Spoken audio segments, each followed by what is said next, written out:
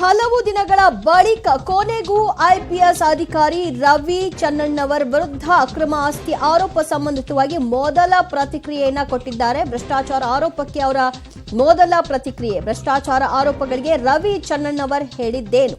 ಹಲವು ದಿನಗಳ ಬಳಿಕ ಭಾರೀ ಚರ್ಚೆಯಲ್ಲಿದ್ದಂತಹ ವಿಚಾರ ಅಕ್ರಮ ಆಸ್ತಿ ಗಳಿಕೆ ಮಾಡಿದ್ದಾರೆ ಎಂಬ ಆರೋಪ.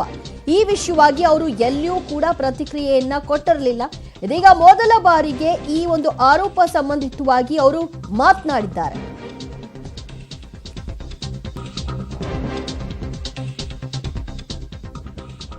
ಅಕ್ರಮ ಆಸ್ತಿ ಸಂಬಂಧಿತವಾಗಿ ರಿಯಾಕ್ಷನ್ ಕೊಟ್ಟಿರುವಂತಹ ರವಿ ಚನ್ನಣ್ಣವರ್ ಈ ವಿಚಾರಕ್ಕೆ ಸಂಬಂಧಪಟ್ಟ ಹಾಗೆ ತನ್ನ ಮೇಲಿರುವಂತಹ ಆರೋಪಗಳನ್ನ ತಳ್ಳಿ ಹಾಕಿದ್ದಾರೆ. ನನ್ನ ತಂದೆ ತಾಯಿ ಹೆಸರಿನಲ್ಲಿರುವ ಆಸ್ತಿ ಕಾನೂನುಬದ್ಧವಾಗಿದೆ. ಆ ಆಸ್ತಿಗಳನ್ನ ಕಾನೂನುಬದ್ಧವಾಗಿಯೇ ಖರೀದಿ ಮಾಡಲಾಗಿದೆ. ಅವುಗಳೆಲ್ಲವೂ ಪಿತ್ರಾರ್ಜಿತ ಸ್ವಯಾರ್ಜಿತ ಆಸ್ತಿಯಾಗಿದೆ ಅಂತ ರವಿ ಚನ್ನಣ್ಣವರ್ ವಿರುದ್ಧ ಅಕ್ರಮ ಆಸ್ತಿ ಪ್ರಕರಣ ಸಂಬಂಧಿತವಾಗಿ ಅವರು ಪ್ರತಿಕ್ರಿಯೆಯನ್ನ ಕೊಟ್ಟಿದ್ದಾರೆ. ನಾನು ಅಕ್ರಮವಾಗಿ ಯಾವುದನ್ನು ಸಂಪಾದನೆ ಮಾಡಿಲ್ಲ. ಬದಲಾಗಿ ಇದು ಎಲ್ಲವೂ ಕೂಡ ಪಿತ್ರಾರ್ಜಿತ ಸ್ವಯಾರ್ಜಿತ ಆಸ್ತಿ. ನನ್ನ ತಂದೆ ತಾಯಿ ಗಳಿಸಿರ್ತಕ್ಕಂತಹ ಆಸ್ತಿ. ಇದು ಕಾನೂನುಬದ್ಧವಾಗಿಯೇ ಇದೆ. ಕಾನೂನುಬದ್ಧವಾಗಿಯೇ ನಾವು ಆಸ್ತಿಯನ್ನ ಖರೀದಿ ಮಾಡಿದ್ದೀವಿ ವಿನಃ ಅಕ್ರಮವಾಗಿ ಯಾವುದನ್ನೂ ಕೂಡ ಖರೀದಿಸಲ್ಪಟ್ಟಿಲ್ಲ ಎಂಬ ಸ್ಟೇಟ್ಮೆಂಟ್ ಒಂದನ್ನ ಅವರು ಕೊಟ್ಟಿದ್ದಾರೆ ರವಿ ಚನ್ನಣ್ಣವರ್. ಇಲ್ಲಿಯವರೆಗೂ ಅಕ್ರಮ ಆಸ್ತಿ ವಿಚಾರಕ್ಕೆ ಸಂಬಂಧಪಟ್ಟ ಹಾಗೆ ಹಲವು ಚರ್ಚೆಗಳಾಗ್ತಾ ಇತ್ತು. ಇಷ್ಟು ಕೋಟಿ ಆಸ್ತಿ ಮಾಡಿದ್ದಾರೆ, ಅಷ್ಟು ಕೋಟಿ ಆಸ್ತಿ ಮಾಡಿದ್ದಾರೆ ಅಂತ. ಆದ್ರೆ ಇದ್ಯಾವುದಕ್ಕೂ ಕೂಡ ನಿಖರತೆ ಅವರು ಸ್ಪಷ್ಟನೆಯನ್ನ ಕೊಟ್ಟಿರಲಿಲ್ಲ. ಇದೀಗ ಸ್ಪಷ್ಟನೆಯನ್ನ ಕೊಟ್ಟಿದ್ದಾರೆ. ನನ್ನ ತಂದೆ ತಾಯಿ ಹೆಸರಿನಲ್ಲಿರುವ ಆಸ್ತಿ ಅದು ಪಿತ್ರಾರ್ಜಿತ ಸ್ವಯಾರ್ಜಿತ ಅಂತ ಹೇಳಿದ್ದಾರೆ.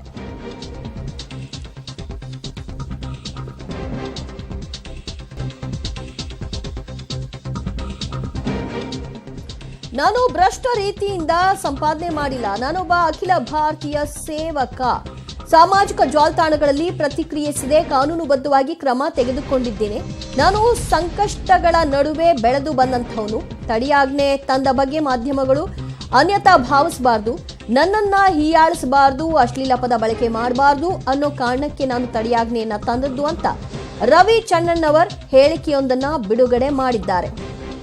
ಅವರ ವಿರುದ್ಧ ಕೇಳಿ ಬಂದಂತಹ ಅಕ್ರಮ ಆಸ್ತಿ ಆರೋಪ ಮೊದಲ ಪ್ರತಿಕ್ರಿಯೆ.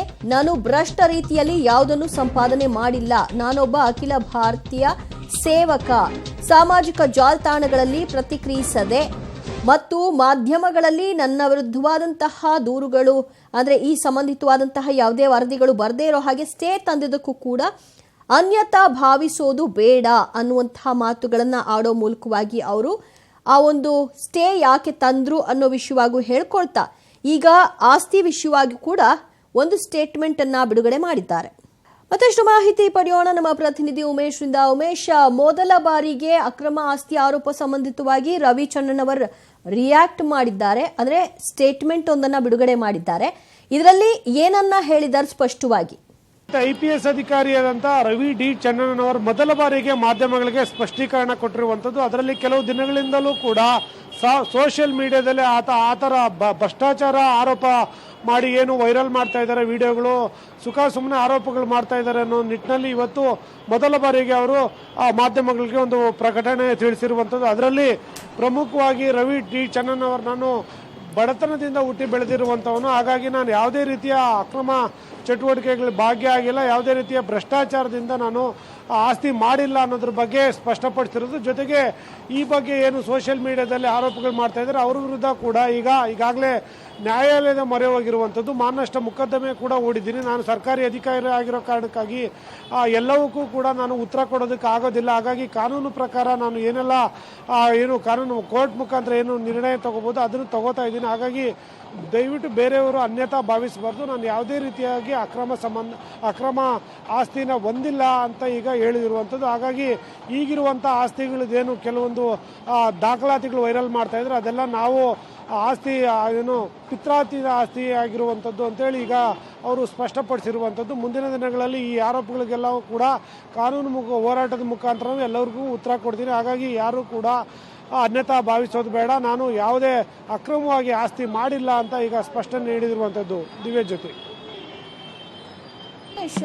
ಅಂದ್ರೆ ಅವರ ಮೇಲೆ ಕೇಳಿ ಬಂದಿರುವಂತಹ 2,000 ಕೋಟಿ ಆಸ್ತಿ ಆರೋಪ ಏನಿದೆ ಅಷ್ಟಕ್ಕೂ ಅವ್ರು ಕೊಡ್ತಾ ಇರುವಂತಹ ಜಸ್ಟಿಫಿಕೇಶನ್ ಅಥವಾ ತನಗಿರುವಂತಹ ಸೀಮಿತ ಆಸ್ತಿ ಇಷ್ಟು, ಅದು ಪಿತ್ರಾರ್ಜಿತ ಸ್ವಯಾರ್ಜಿತ ಅನ್ನೋದ್ರ ಬಗ್ಗೆ ಏನಾದರೂ ಕ್ಲಾರಿಫಿಕೇಶನ್ ಇದೆಯಾ? ದಿವ್ಯಜ್ಯೋತಿ ಅವ್ರದ್ದು 76 ಎಕರೆ ಜಮೀನಿದೆ, ಮತ್ತೆ ಬೇರೆ ಬೇರೆ ಕಡೆಗಳಲ್ಲಿ ಅವ್ರ ತಾಯಿ ಹೆಸರಲ್ಲಿ ಜಮೀನು ಮಾಡಿದ್ದಾರೆ, ಮತ್ತೆ ಪತ್ನಿ ಒಂದು ಬೇರೆ ಬೇರೆ ಹುದ್ದೆಗಳಲ್ಲಿ ಕಾರ್ಯನಿರ್ವಹಿಸ್ತಾ ಇದ್ದಾರೆ ಅನ್ನೋದ್ರ ಬಗ್ಗೆ ಕೂಡ ಸೋಷಿಯಲ್ ಮೀಡಿಯಾದಲ್ಲಿ ಆಗಾಗ ದಾಖಲೆ ಸಮೇತ ವೈರಲ್ ಮಾಡ್ತಾ ಇರುವಂಥದ್ದು. ಆ ಸಂಬಂಧಪಟ್ಟ ಹಾಗೆ ಇಲ್ಲಿವರೆಗೂ ಕೂಡ ಅವರು ಎಲ್ಲೂ ಕೂಡ ಏನು ಮಾಧ್ಯಮಗಳಿಗೆ ಮಾತಾಡುವಂಥ ಕೆಲಸ ಮಾಡಿರಲಿಲ್ಲ. ಮೊದಲ ಬಾರಿಗೆ ಇವತ್ತು ಮಾಧ್ಯಮ ಪ್ರಕಟಣೆ ಅವರೇ ಬಿಡುಗಡೆ ಮಾಡಿರುವಂಥದ್ದು, ಅದರಲ್ಲಿ ಹೇಳ್ಕೊಂಡಿರುವಂಥದ್ದು ಇಲ್ಲಿವರೆಗೂ ಕೂಡ ನಾನು ಯಾವುದೇ ರೀತಿಯ ಅಕ್ರಮ ಆಸ್ತಿ ಮಾಡಿಲ್ಲ, ಜೊತೆಗೆ ಎಲ್ಲೂ ಕೂಡ ಯಾವುದು ಭ್ರಷ್ಟಾಚಾರ ಕೇಸ್ ಕೂಡ ಇಲ್ಲ. ಮೊದಲ ಬಾರಿಗೆ ಒಂದು ಆರೋಪ ಬಂದಿದೆ, ಅದು ಶುದ್ಧ ಸುಳ್ಳು. ಅದನ್ನು ನಾನು ಪ್ರೂವ್ ಮಾಡ್ಕೊಳೋದಕ್ಕೆ ಏನೆಲ್ಲ ದಾಖಲೆಗಳು ಬೇಕೋ ಅದು ದಾಖಲೆಗಳು ನನ್ನ ಬಳಿ ಇದ್ದಾವೆ. ಹಾಗಾಗಿ ಸಂಬಂಧಪಟ್ಟ ಹಾಗೆ ಕೋರ್ಟ್ ಮುಖಾಂತರ ನಾನು ಯಾರೆಲ್ಲ ನನ್ನ ಮೇಲೆ ಇಲ್ಲ ಸಲ್ಲದ ಆರೋಪಗಳು ಮಾಡ್ತಾ ಇದ್ದಾರೆ ಅದನ್ನು ಕೋರ್ಟ್ ಮುಖಾಂತರ ಹೋರಾಟ ಮಾಡ್ತೀನಿ. ನಾನು ಸರ್ಕಾರಿ ಅಧಿಕಾರಿ ಆಗಿರೋ ಕಾರಣಕ್ಕಾಗಿ ಹೇಗೆ ನೇರವಾಗಿ ಎಲ್ಲವಕ್ಕೂ ಉತ್ತರ ಕೊಡೋದಕ್ಕೆ ಆಗೋದಿಲ್ಲ. ಆ ಕಾರಣಕ್ಕಾಗಿ ನಾನು ನ್ಯಾಯಾಲಯದ ಮುಖಾಂತರ ಆತನ ವಿರುದ್ಧ ಏನು ನಮ್ಮ ಮೇಲೆ ಆತನ ಅಧಿಕಾರಿ ವಿರುದ್ಧ ಏನು ಆರೋಪ ಮಾಡ್ತಾರೆ ಅವರ ವಿರುದ್ಧ ಮಾನನಷ್ಟ ಮೊಕದ್ದಮೆ ಕೂಡ ಹೂಡಿರುವಂಥದ್ದು. ಅದು ಕೇಸು ಮುಂದುವರಿಯುತ್ತೆ. ಅದನ್ನು ಹೊರತುಪಡಿಸಿದ್ರೆ ಅಲ್ಲಿ ಯಾವುದೇ ರೀತಿಯ ಆಸ್ತಿ ಮಾಡಿಲ್ಲ ಅಂತ ಹೇಳಿರುವಂಥದ್ದು. ಈಗಿರೋ ಆಸ್ತಿಗಳೇನಿದ್ದಾವೆ ಅದನ್ನೆಲ್ಲ ನಾವು ಪಿತ್ರಾರ್ಜಿತ ಅರ್ಜಿಯಲ್ಲಿ ಮತ್ತು ಸ್ವಯಾರ್ಜಿತವಾಗಿ ಕಾನೂನು ಪ್ರಕಾರ ಮಾಡಿದ್ದೀವಿ. ಮತ್ತು ಅದಕ್ಕೆ ಆಯಾಯ ವರ್ಷವೇ IT ಕೂಡ ಕಟ್ಟಿರುವಂಥದ್ದು, ಸೂಕ್ತ ದಾಖಲೆಗಳು ಕೂಡ ನಮ್ಮ ಬಳಿ ಇದ್ದಾವೆ ಅಂತ ರವಿ ಡಿ ಚನ್ನಣ್ಣವರು ಈಗ ಹೇಳ್ಕೊಂಡಿರುವಂಥದ್ದು. ಹಾಗಾಗಿ ನ್ಯಾಯಾಲಯದ ಮುಖಾಂತರನೇ ಈ ಎಲ್ಲ ಆರೋಪಗಳಿಗೂ ಕೂಡ ಉತ್ತರ ಕೊಡ್ತೀವಿ ಅಂತೇಳಿ ಮೊದಲ ಬಾರಿಗೆ ಈಗ ಹೇಳಿರುವಂಥದ್ದು. ದಿವ್ಯಜ್ಯೋತಿ, ಥ್ಯಾಂಕ್ ಯು ಉಮೇಶ್ ನಿಮ್ಮೆಲ್ಲ ಮಾಹಿತಿಗೆ.